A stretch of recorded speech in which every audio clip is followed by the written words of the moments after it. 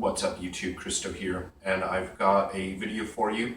It's going to be an update of my 10 fragrances I'm dying to try, my top 10 fragrances I'm dying to try. I did it about a year and a half ago, and I had quite a lot of people generously offer to send me some samples, and a few little secret samples I got sent to me in like little swaps and purchases and stuff. So it's really cool. So I thought what I'd do is just update it, say what I've tried, what I still haven't tried, and pick a few that stood out, for the better or for the worse. Say which I haven't tried that I still want to try, etc., etc. So yeah, I want to give a big thank you to all the people who were generous enough to send samples. It's absolutely not what I was fishing for at all. It was basically just something new, something different I wanted to do. There were a few fragrances on the list that kind of inspired it that I'd been, dying to try for ages and just couldn't get a hold of. And without a doubt, I have passed it on.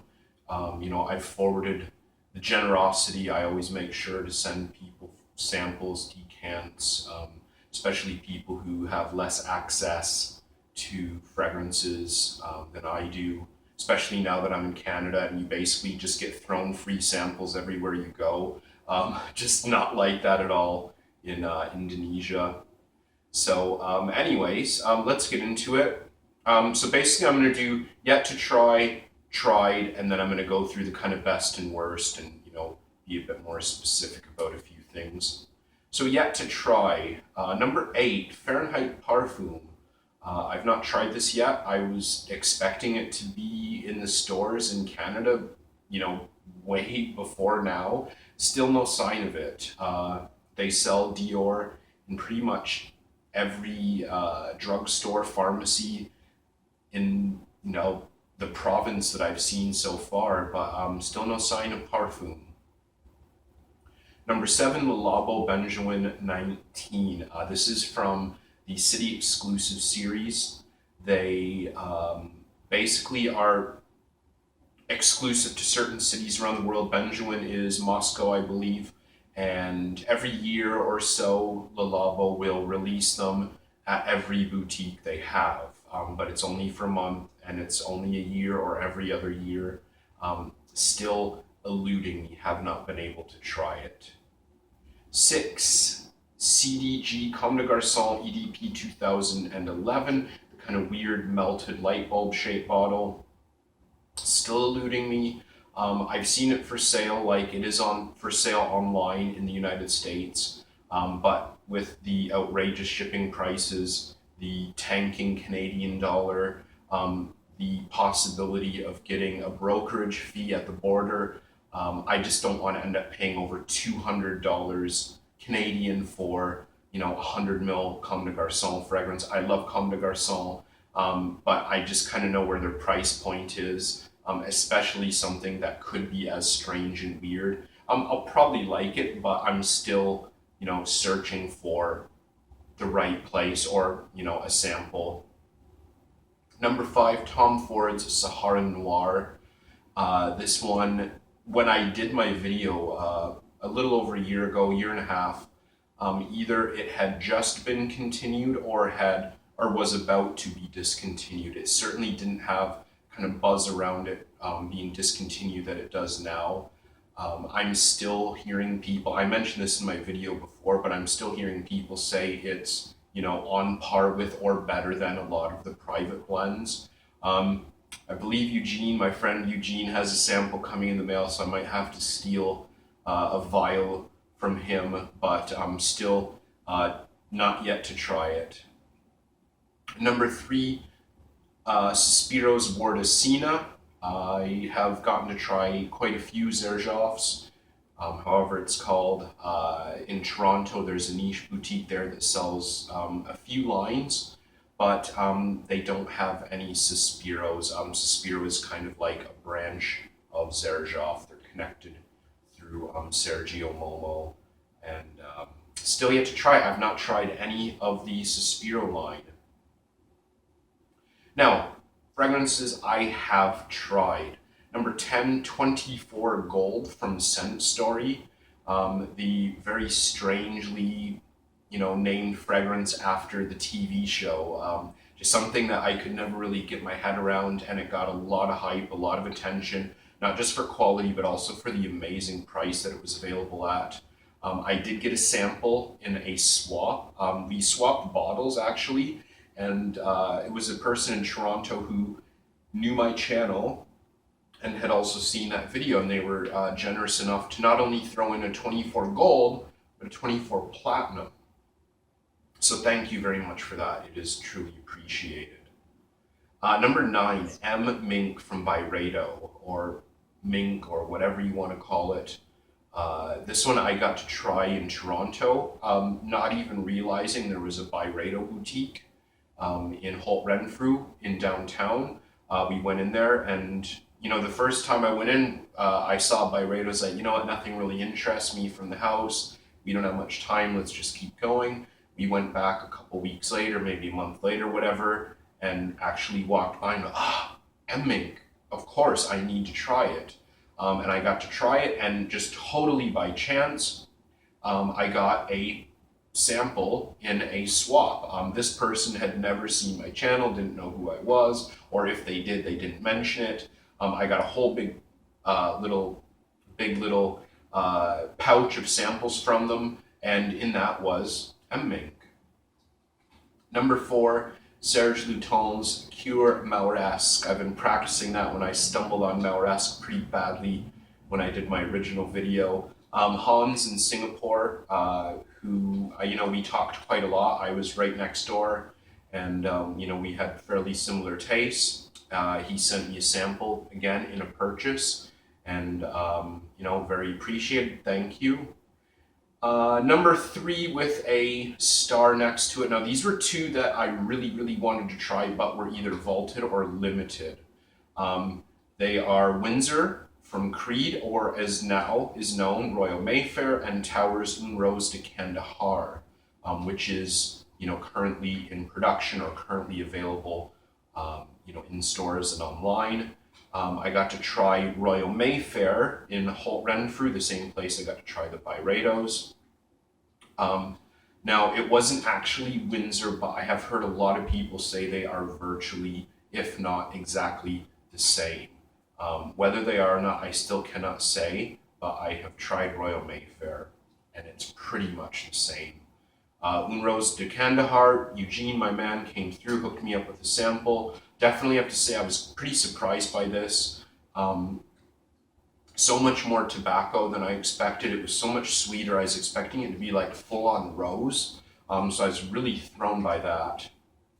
Number 2, April Aromatics Calling All Angels. This one actually is an awesome story. I did my video, and within a couple days, the proprietress from April Aromatics actually got in touch with me directly and asked me if I wanted a sample. And I said, absolutely, I would love to try it. I live in Indonesia. If you're willing to ship it, absolutely, I'm dying to try it. And she sent it. She sent me this really nice, and not just like a little tiny vial, like a really nice atomizer with this really beautiful presentation, like a little kind of velvet bag with a drawstring and a little April Aromatics card with a signature on it. Unfortunately, the bag and the card have kind of gotten beaten up pretty badly in my 3 moves I've made since then, but I still have the bottle. Very kind, very nice. Thank you so much if you're watching this. And number 1, probably the main reason I did the video, Rienne's Incense Intense from Etat Libre d'Orange, a flanker of the original Rienne, which I adore. I got to try this again, thank you to Eugene. He hooked me up with a little vial of it. I've been trying to pick up a full bottle. It's very limited, and I don't know if it's still in production, but it's definitely not available in Canada. And I've only found one place that's selling it in the US, and it would be like way over 200 Canadian for a 100ml bottle, which is just kind of a lot for me at the moment, especially with my really long to buy list as well. So of the fragrances I'm yet to try that I still want to try the most, definitely no question, Comme des Garçons 2011. Other than Sahara Noir, which I kind of know I'll be able to sample soon, the others I've just kind of lost interest in. Fahrenheit Parfum, yeah, I miss my Fahrenheit bottle. I didn't bring it with me. I'd like to have it back again, but I think I could easily just go and grab a bottle of the original EDT. Le Labo Benjoin 19, I'm done with the house. I'm over. There's like one or two that I still like, but the rest I just don't really care about. It's a house that just no longer interests me anymore. Sahara Noir, I mentioned, eventually I'll probably get to sniff it, so it's not dire or urgent anymore. And Wardacina, I'm just not really into Xerjoff. I've tried enough now from enough of the lines that I'm just not into it. They're nice, they're well made, they smell classy, but just totally, totally not my style. I would still like to try it, but it's nowhere near my number 3 anymore. Most disappointing I tried, well, definitely I have to say 24 Gold.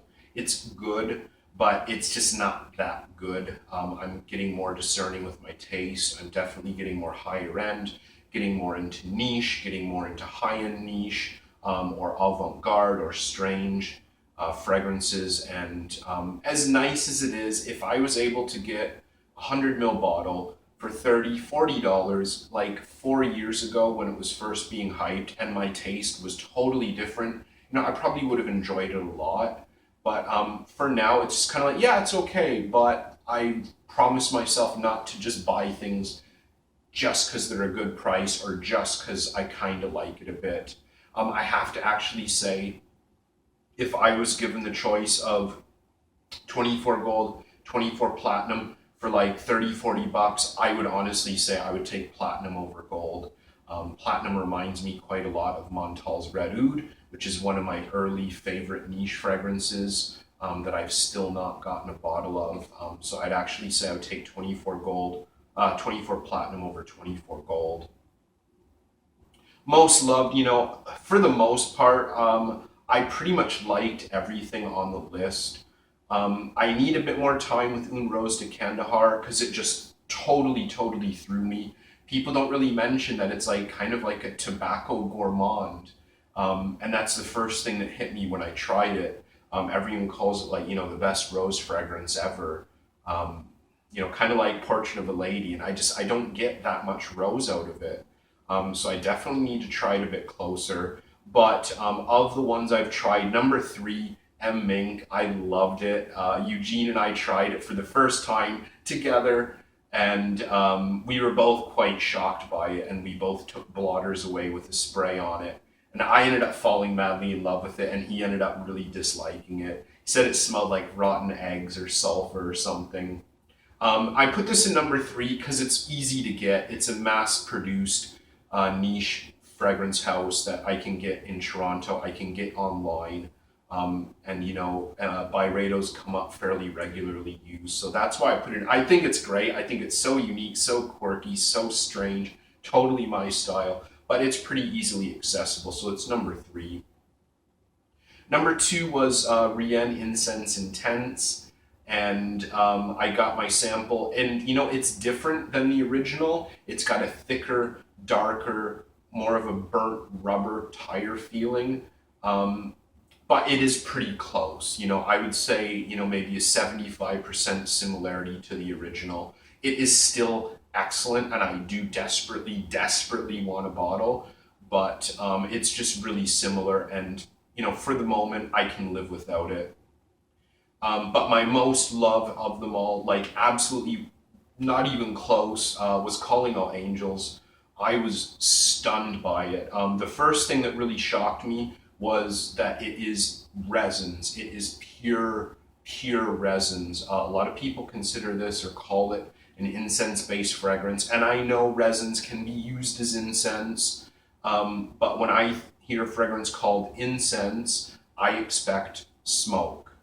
When I think of resins, I think of, powdery, minerally, amberous things, resins. I don't think of smoke. So that totally threw me, and it kind of took me a while to process this because I had just been expecting a pure smoke bomb.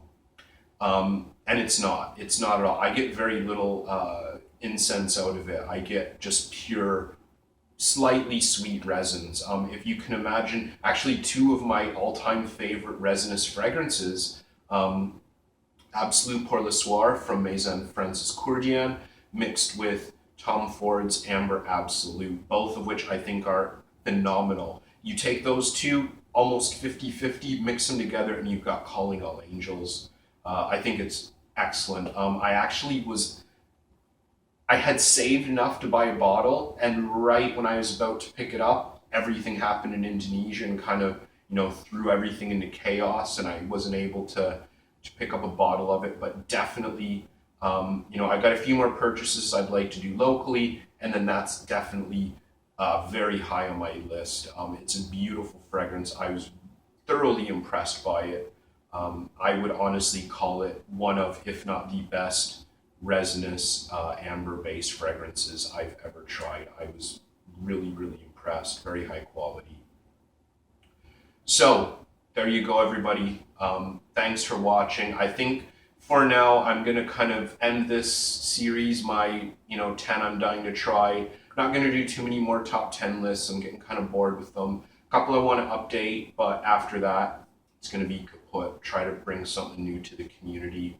So what do you think of my picks? Can you recommend anything that I should check out for future dying to try, not lists, but dying to try ideas? Always on the lookout for something I'm gonna get fall in love with in the end. So thank you everyone for watching, and I'll see you again soon.